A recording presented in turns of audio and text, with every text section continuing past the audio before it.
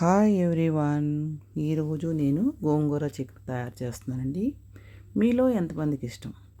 నేను గోంగూర చికెన్ కోసం అని చెప్పి 2 పెద్ద ఆనియన్స్, 2-3 పచ్చిమిర్చి కట్ చేసుకున్నానండి. కళాయి పెట్టుకుని ఆయిల్ పోసుకొని, ఆయిల్ వేడెక్కిన తర్వాత ఆనియన్స్ వేసుకుని, ఆనియన్స్ మగ్గిన తర్వాత నేను చికెన్ కూడా శుభ్రం చేసి పక్కన పెట్టుకున్నాను. ఆ చికెన్ కూడా వేసానండి. ఆ చికెన్ వేసేసిన తర్వాత చికెన్లో ఒక హాఫ్ స్పూను పసుపు వేసుకుంటున్నానండి. ఆ పసుపు వేసిన తర్వాత కలిపి ఒక 15 మినిట్స్ అట్లా మగ్గిన తర్వాత నేను మళ్ళీ 1.5 స్పూన్లు అల్లం వెల్లుల్లి పేస్ట్ వేసుకుంటున్నాను. అల్లం వెల్లుల్లి పేస్ట్ వేసి కలిపి మీడియం ఫ్లేమ్ మీద ఉడకనివ్వాలి. అలా ఉడికిన తర్వాత రుచికి సరిపడా ఉప్పు వేసుకొని 1.5 స్పూన్లు కారం వేసుకొని నేను మీడియం ఫ్లేమ్లో ఉడికించుకున్నాను. ఇలా ఉడికించుకున్న తర్వాత ఇప్పుడు మనం గోంగూర ఉడకబెట్టుకోవాలి కదండి, ఇందులో గోంగూర వేయాలి కదా.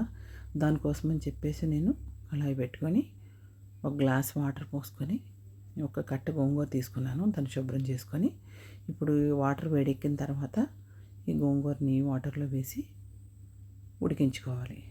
ఇలా ఉడికించుకునేటప్పుడు మనము ఒక 2-3 పచ్చిమిర్చి కట్ చేసుకుని వేసుకోవాలి. అలాగే రుచికి సరిపడా ఉప్పు కూడా వేసుకొని 1.5 స్పూన్లు కారం కూడా వేసుకున్నాను. వేసుకుని నీళ్ళంతా ఇంకే వరకు గోంగూరని ఉడికించుకోవాలి. ఇప్పుడు మనము ఈ చికెను బాగా ఇదవుతుంది, కుక్ అయింది. తర్వాత నేను ఏం చేశానంటే ఇప్పుడు ఒక గ్లాస్ వాటర్ పోసుకొని దీన్ని ఉడికించుకుంటున్నాను.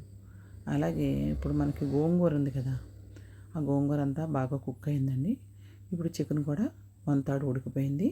ఉడికిన తర్వాత ఇప్పుడు ఉడికిన గోంగూరని ఈ చికెన్లో వేసేసి కలిపి దీన్ని మీడియం ఫ్లేమ్లో ఉడికించుకోవాలి. ఇలా ఉడకటం వల్ల ఏమవుతుందంటే ఈ గోంగూర ఫ్లేవర్ అంతా కూడా చికెన్కి బాగా పట్టి మంచి టేస్ట్ వస్తుందండి. అసలు అది చూడండి, చూస్తేనే నోరు ఊరుతుంది కదా, ఎమ్మీగా అసలు చికెను మంచిగా కుక్ అయిందండి. ఒకసారి మీరు ఇలా ట్రై చేసి చూడండి. అసలు ఒక్కసారి తింటే వదలరు. అసలు ఎమ్మీగా ఉంటుంది. ఇదిగోండి, ఇప్పుడు నేను ఈ చికెన్ గోంగూరని ఏం చేశానంటే కొత్తిమీరతో గార్నిష్ చేసుకున్నాను. నచ్చితే మీరు ఒకసారి ఇలా ట్రై చేసి చూడండి.